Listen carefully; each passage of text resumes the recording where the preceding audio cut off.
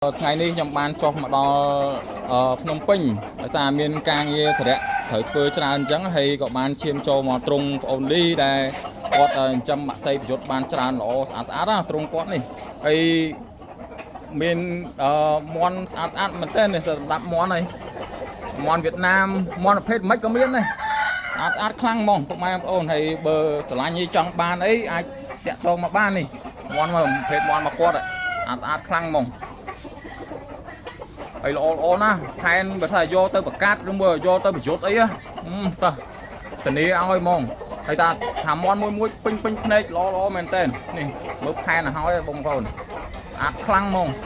មើលបោះកើតហ្មងហើយពណ៌សម្បុរមានគ្រប់ប្រភេទមានតែពណ៌សវែសាន់កម្ម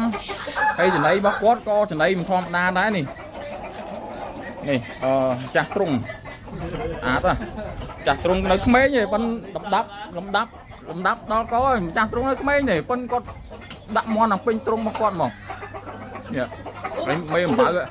ហើយនេះមេធំគាត់អង្គុយចាំមើលនេះអូអានេះវែ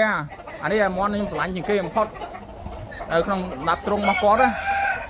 អានេះអានេះឈ្នះ3ដងហើយបងប្អូននេះហើយស្អាតយកធ្វើបាយកទៅកាត់អីបានកូនមកអែមហ្មងđẹpហ្មងមន់គាត់ដល់កហ្មងស្អាតឃើញស្រឡាញ់ហ្មងចូលដល់ក្នុងទ្រង់ភ្លាមត្រជាក់ភ្នែកហ្មង